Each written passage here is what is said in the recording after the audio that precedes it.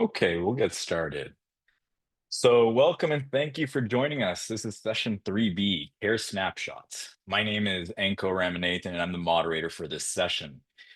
Before I introduce our speakers and we start the session, just a couple of reminders. This session is being recorded. This session is made up of three separate presentations of 15 minutes each.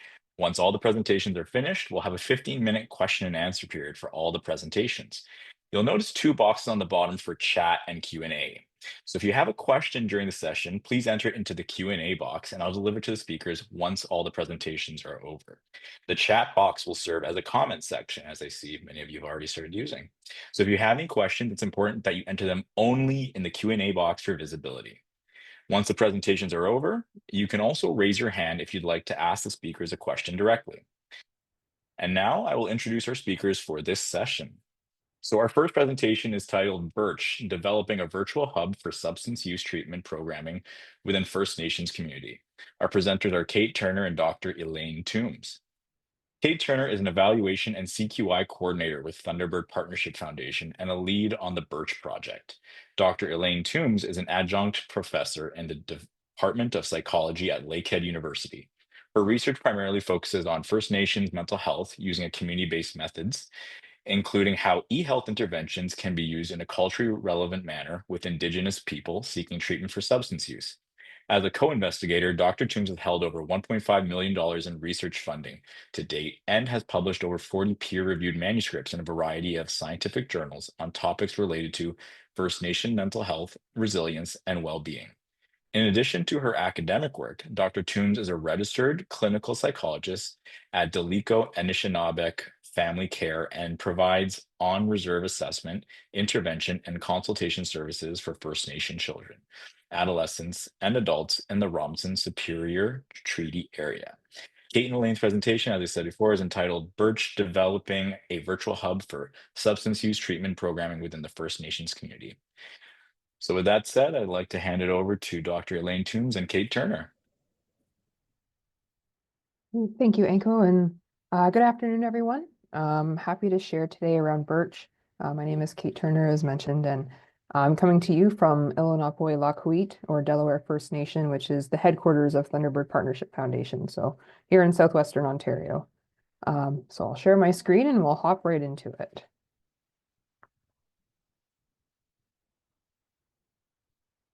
All right, so BIRCH, Bundles of Interventions, Resources, and Cultural Hub. So this is a space, it's a natural virtual treatment hub that supports mental wellness and substance use resources for First Nations communities looking to develop their own treatment programming.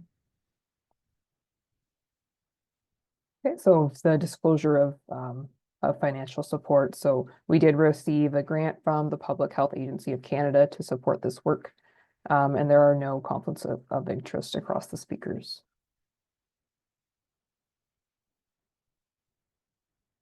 Okay, so background on BIRCH itself. This came out of the pandemic. As many of us know, a lot of services had to shift as far as how we were able to support our communities, how we were able to support different folks affected by substance use. So as the shift from in-person care changed to virtual or other approaches, this is where BIRCH came about. So as a national, hub that would support virtual treatment programming or just treatment programming to support either the pre-treatment stage and aftercare, just kind of keeping folks connected to resources to keep them well in the moment.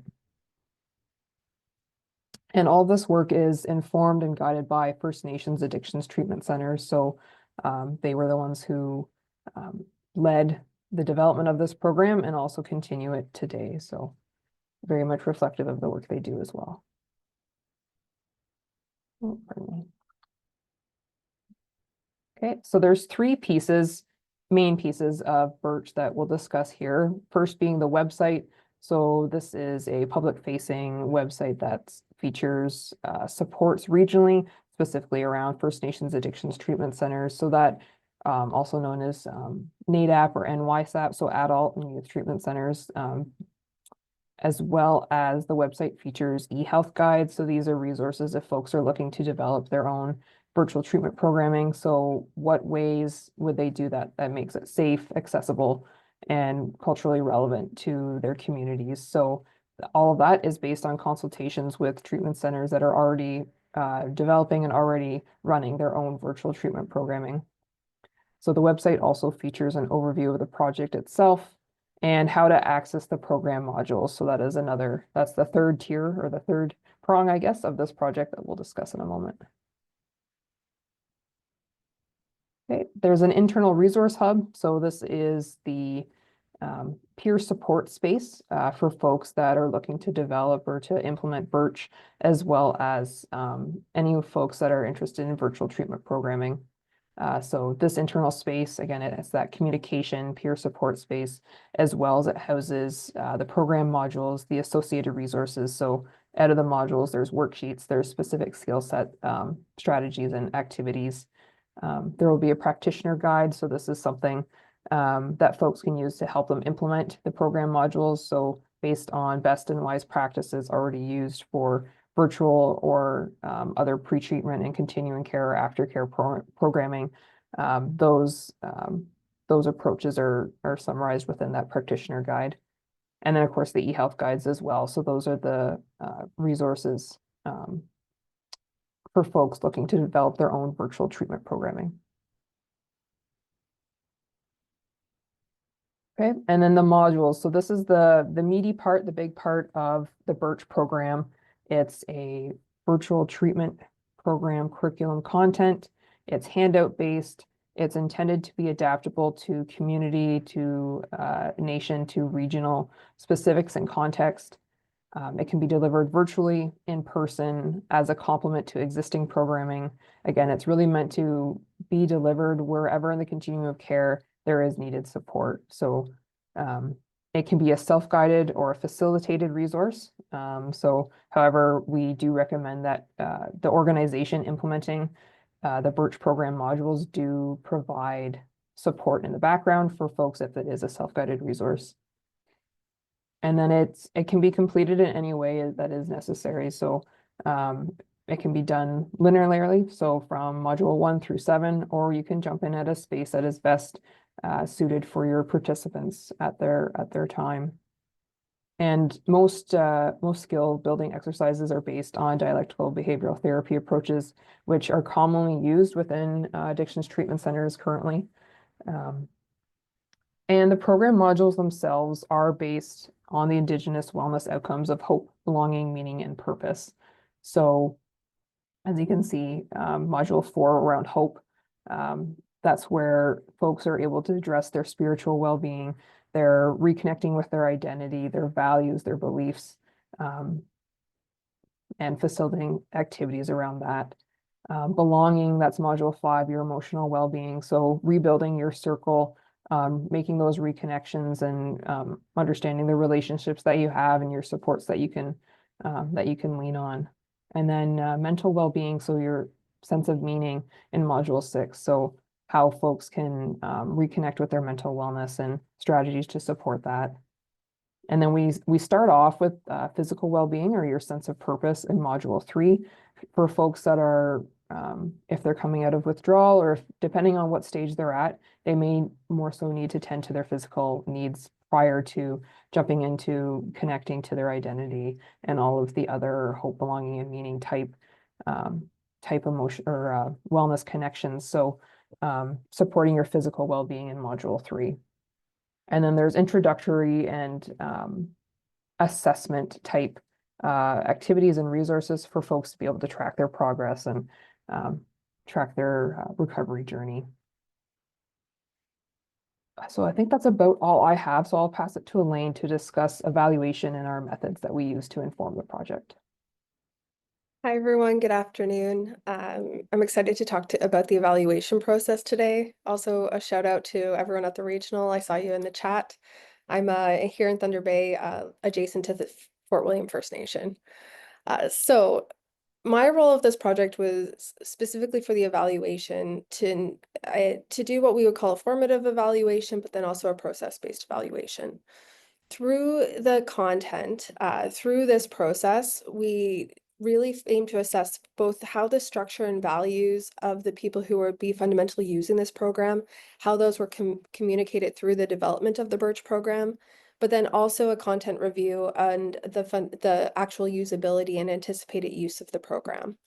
So we directly collaborated with approximately 235 individuals who were directly engaged in many aspects of the consultations. Not all people contributed to all aspects of the evaluation process. People were encouraged to engage in the way that they decided and saw fit to do so. People were directly recruited through the Thunderbird network of Indigenous-led treatment centers that is nationwide. So we had people who fundamentally provided services in English, French. We had people who sometimes used more of an abstinence-based framework in comparison to harm reduction, people who provided services on reserve or in addition to communities and other networks. It was a wide variety of people. And the collective experience and wisdom shared by these individuals was very powerful and very overwhelming.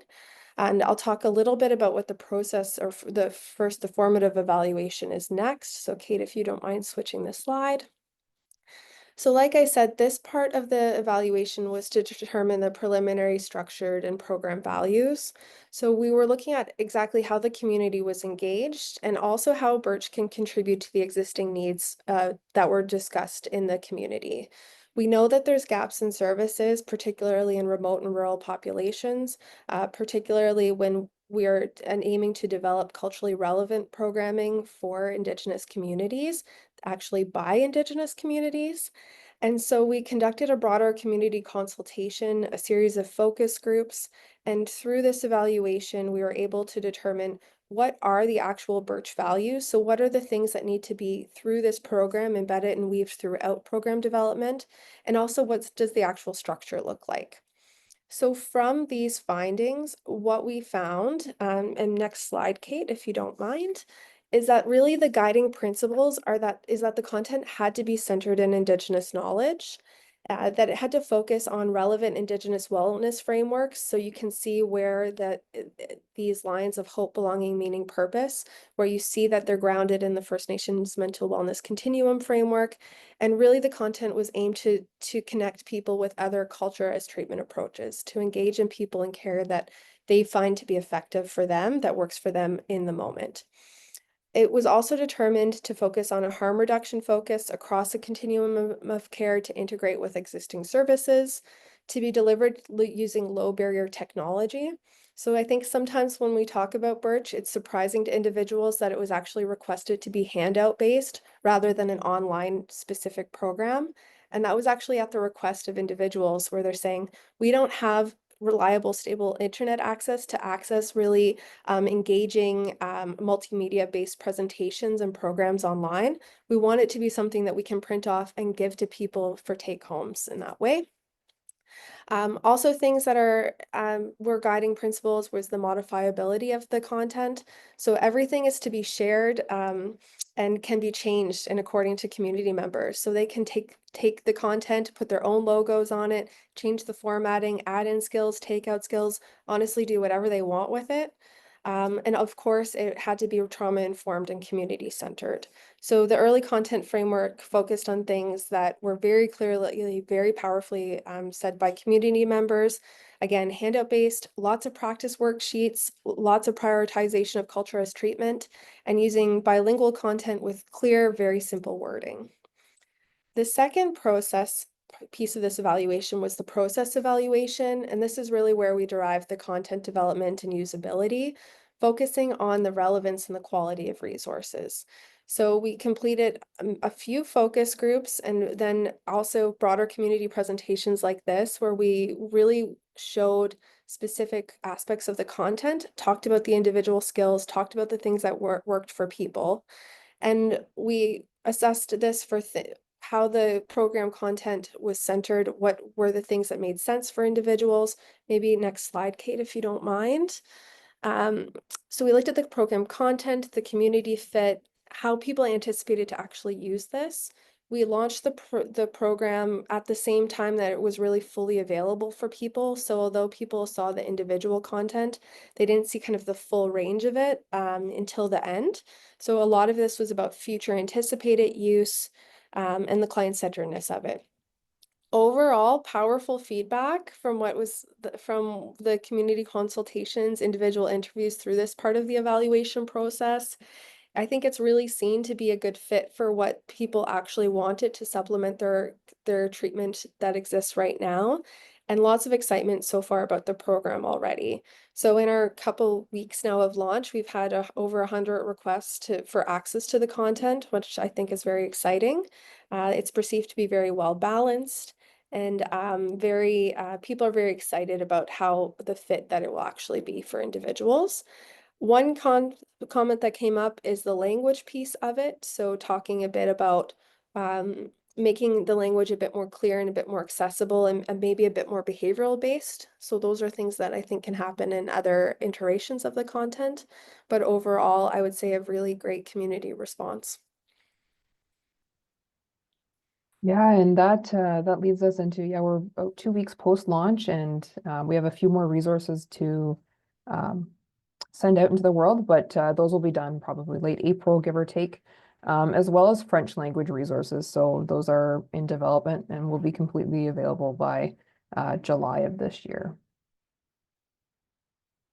So yeah, if the folks have any questions, that's our contact email for any questions around the BIRCH project. And just to note that all resources are free to Indigenous and First Nations addictions treatment or mental wellness organizations across Canada, or folks that support First Nations or Indigenous communities. So I'm happy to chat more, and thanks, folks. Miigwech, thank you. Thank you, Kay and Dr. Toombs, for your fantastic presentation. It's great to see practical and thoughtful resources are being developed that can serve the specific needs of the community. Keep up the great work. Our next presenter is Katie Dunham, and she'll be presenting Nurse Prescribing of Buprenorphine. Katie Dunham is a primary care nurse practitioner with a background in global humanitarian aid, emergency nursing, primary care, rapid access addiction medicine, withdrawal management in a community-based live-in setting, and virtual addictions care through digital front door platform. She acts as a nurse practitioner lead for Stonehenge Therapeutic Community Rapid Access Addiction Medicine and is faculty at the University of Toronto Bloomberg School of Nursing. She is passionate about expanding access to substance-related care through education and optimizing existing care pathways through community partnerships. Once again, Katie's presentation is entitled Nurse Prescribing of Buprenorphine. Katie, take it away. Thank you so much, Anko. Appreciate it. Okay, let's dive in. I do speak quickly, but we have a lot to cover today anyway, so we'll just get started right away talking about this. Today, if it moves forward, there we go. We're going to go over a couple of things. One of them is a brief review of the history of nurses' involvement in substance-based care. Then we're going to talk about some initiatives that Medify specifically has been involved in for education and training for nurses in substance-based care. And then finally, wrap up with the advocacy work to bring nurse prescribing specifically of buprenorphine to Ontario. Disclosures for myself, I am an employee of Women's College Hospital, specifically Medify, an employee of Stonehenge Therapeutic Community, and I have received previous honorarium from Indivior for educational speaking engagements. I will try to use buprenorphine and Suboxone, or one or the other if we talk about that specifically today, which we will. Okay, diving into nurses in substance-based care, a history of nursing outreach. So nursing outreach is also known as street nursing. In the literature, you will see this as caring for people that are homeless or underhoused, impoverished, and otherwise marginalized people. The literature will also point out that it exists globally. There is research across North America, across Europe, and across Australia. So many other locations that it's hard to track its exact origins. But many people believe that nursing outreach or street nursing began with the Grey Nuns, actually in Montreal, Canada, in the 1700s, so a pretty long time ago. The Grey Nuns were also known as the Sisters of Charity, and they really cared for all of those groups that I just described, having specific links with their founder's deceased husband being a bootlegger to the substance-based care.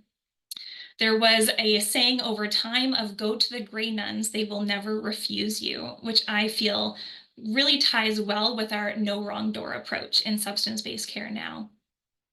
Skipping through time, street nursing or outreach nursing involvement in substance-based care really redocumented itself in the global aspect in Britain with documentation of nursing care for the homeless in 1981, in a Boston City hospital that opened a nurse clinic in a men's shelter in 1971. And if you're looking at Canada, there was a public health nurse by the name of Grace Donald, who in 1946 took sexually transmitted infection treatments specifically to jails and to hotels, and was so well accepted by the community that it was said that these clients would go to the jails requesting treatment at those centers instead of going to clinics, which is why she went there in the first place.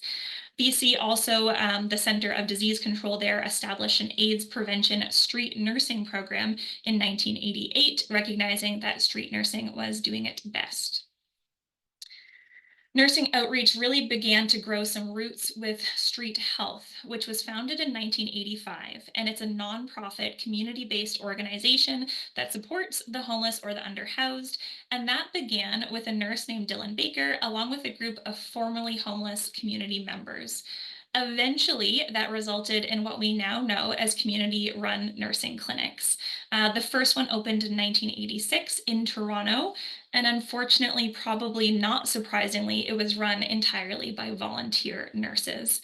That continued for quite a while until 1989, Street Health became Ontario's first autonomous nursing organization to be funded by the Ministry of Health.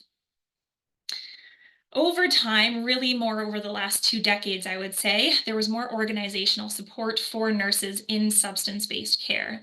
So RNAO established a mental health and substance use program in 2006, and the CNA published Harm Reduction and Currently Illegal Drugs: Implications for Nursing Policy, Practice, Education, and Research in 2011. And a quick quote from that document really points out the strong ties between basic nursing practice and harm reduction.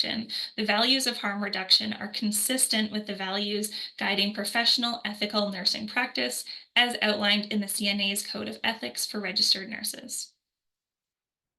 Okay, jumping to nurse education in substance-based care, just some of Medify's initiatives, and there have been many. So if you weren't aware, Medify really does try to focus on many different types of clinicians involved in substance-based care.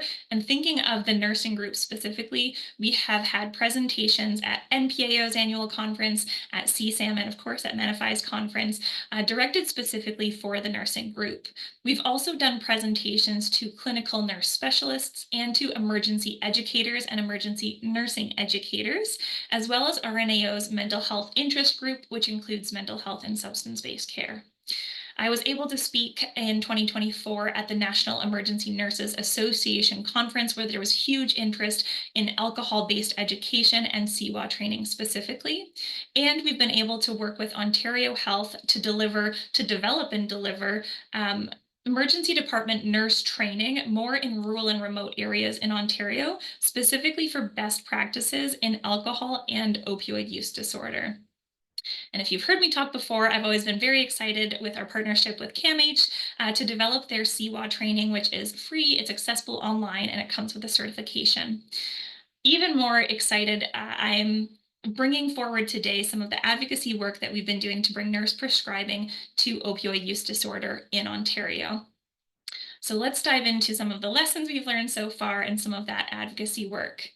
This is probably not an unfamiliar map to most of you. This is the number and rates per 100,000 population of total apparent opioid toxicity deaths across Canada. This is from 2024, just January to September. You can see darker colors are more deaths. Definitely, out west is heavily impacted, but Ontario is still impacted.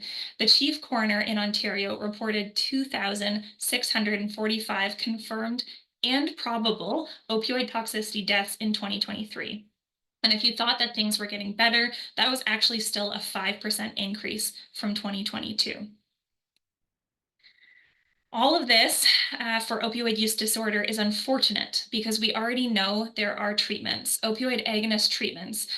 These have been shown to reduce overdoses, mortality, emergency department visits, hospital visits, and they have been available for over 70 years in Canada.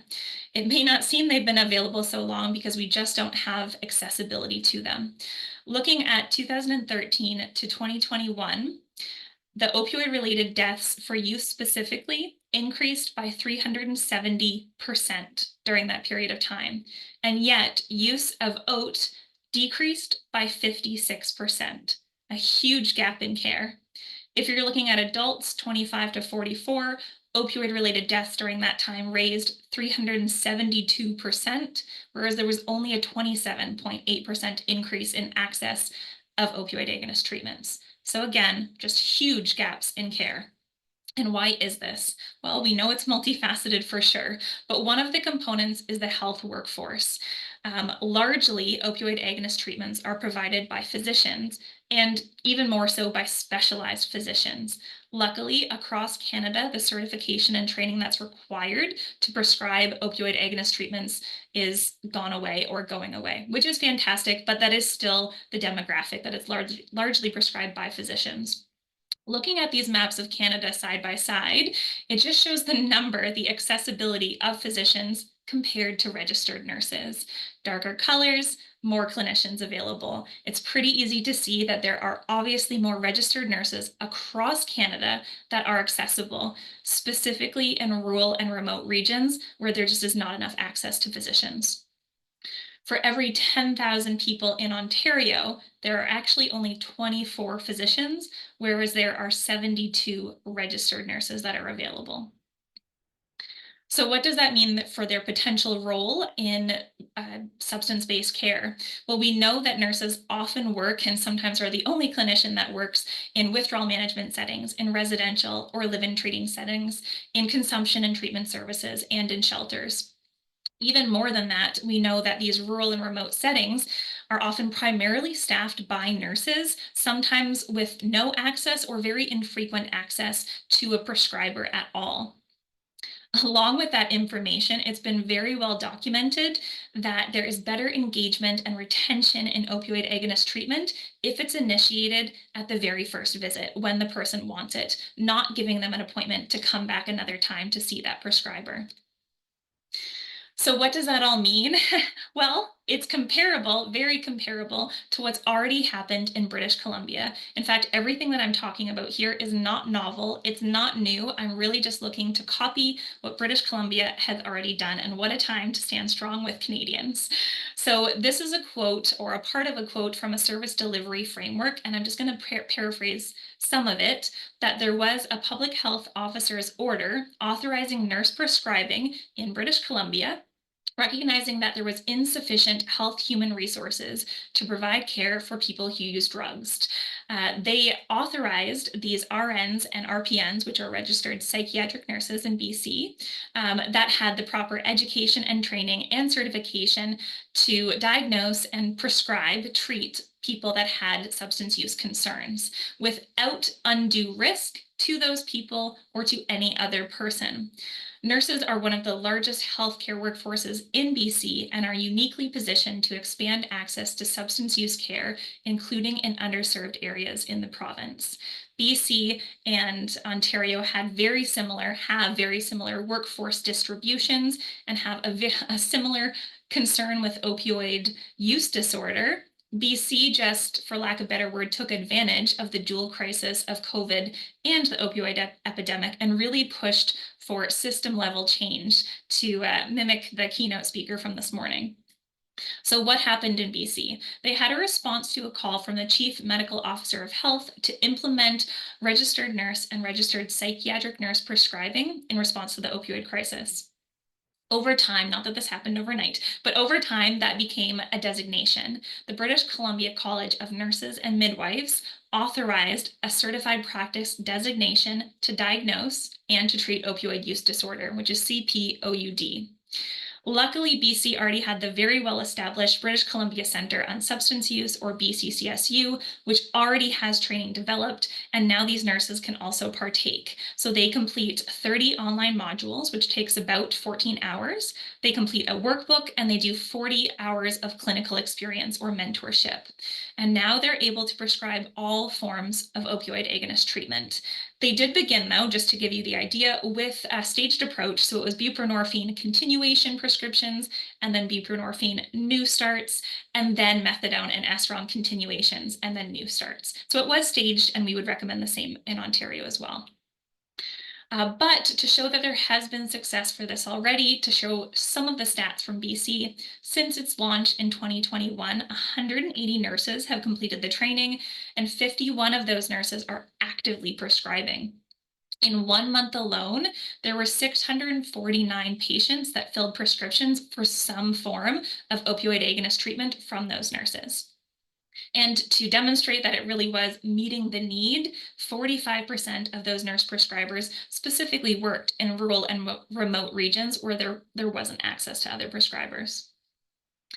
BC seems like they've been doing a fantastic job of evaluating this program, which we can only benefit from here in Ontario. I believe this is their second evaluation that just came out in 2024. And what have they found?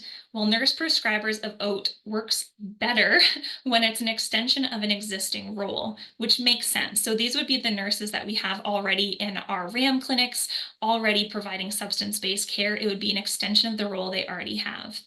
It also works best in team-based settings, which shouldn't be a shocker. We all work better in those settings. They found positive impacts for the patients on increased accessibility to OAT, increased flexibility in the care provision.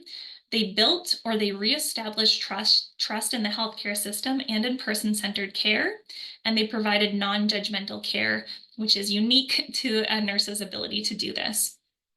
They did find that there were some needs improvement, which Ontario can learn from. They needed more developed policies and procedures to support nurse prescribing. They needed management of relational and power dynamics. I'm sure that's not a shocker for a lot of us. And they needed more awareness of the initiative and clarity on what that nurse's role was really going to be. Medify has dove into advocacy work already. You can see on the screen some of the support we've been able to gather. Specific shout out to everyone in BC that we've spoken to who has been so welcoming with their information and really encouraging of Ontario taking this on and sharing their lessons learned. What we would need to make this happen is ensuring we have the policies in place, specifically the Nursing Act and the Controlled Drug and Substances Act in Ontario need to reflect these changes. But it may not be as hard as you think to make this happen. BC really didn't have nurse prescribing before they had nurse prescribing for opioid use disorder. And yet in Ontario, we have nurse prescribing. As of last year, nurses can become certified and trained to prescribe off of a list. So all we're really asking for is to get at least buprenorphine on this list, recognizing that buprenorphine is largely the safest opioid agonist treatment that's available. Medify is ready and happy to step up to develop the basic training and mentorship that would be needed for these nurses to take on this expanded role. And we really believe that allowing the registered nurses to prescribe would greatly increase the access to care of opioid agonist treatment across Ontario and then hopefully across Canada. Thank you so much. If anyone has any feedback, I really would welcome you sending me a message. My email is on the screen.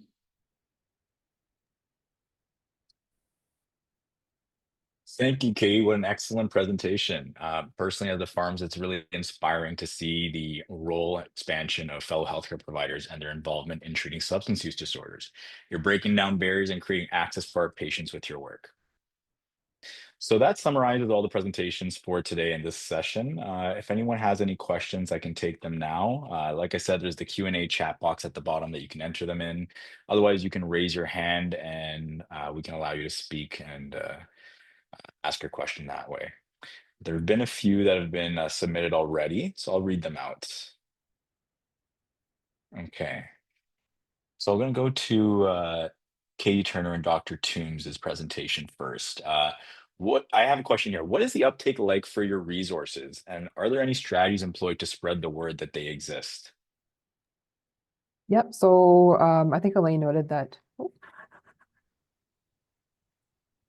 Sorry about that. I think Elaine noted that we had about 100 requests so far, and that's after about 2 weeks of launch. Right now, we've just been sharing within our network, so the folks that we support and that support us. But definitely, like spaces like this are other ways that we're trying to share information. So happy to connect though if folks have specific questions or would like to share within their own networks as well.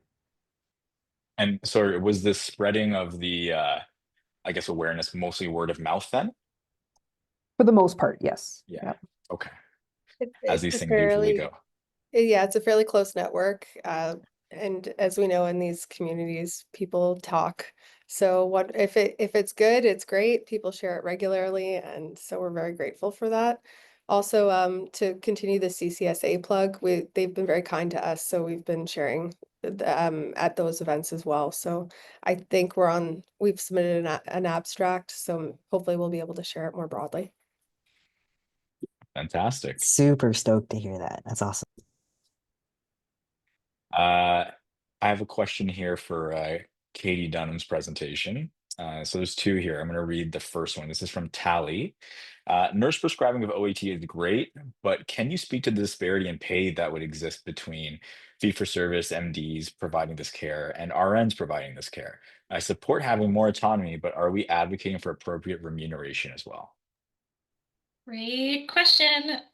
Yeah, that is a really, really good question. And there's a number of ways to look at it. I am a huge advocate for being paid for the job that you do. I would never want to advocate for this if there was never a way to make sure that the nurses that were doing this work were paid appropriately for the extra responsibility that they're taking on with this role.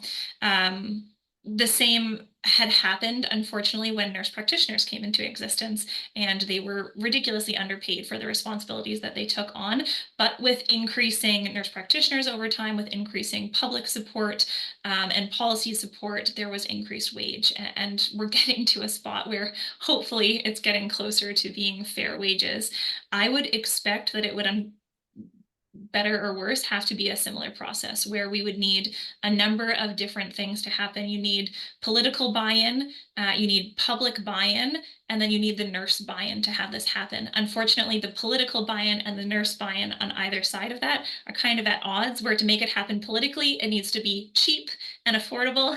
And for the nurses to want to do this, they need to be properly reimbursed for the work that they're taking on. So there's going to be this middle ground in terms of navigating to make this change happen here in Ontario, where hopefully we can make the funds follow suit. So I'm not in any way naive that that conversation is right there with making this happen up front. What Medify has already thought about more so is, how do we make this training and education affordable? We don't want to make this, you're not getting paid for the job, and also you have to pay to go and do the training and education. So are there ways that we could have incentives for organizations that already employ nurses that are doing this work to go and get the training, to come back to the organization that's going to enhance the organization and the services that they offer and the care that they provide? Hopefully that would also include that wage jump so that there isn't as much disparity between them. But yeah, absolutely, Tally, point heard that it needs to be on our radar. Thank you. And I have another question for you, Katie.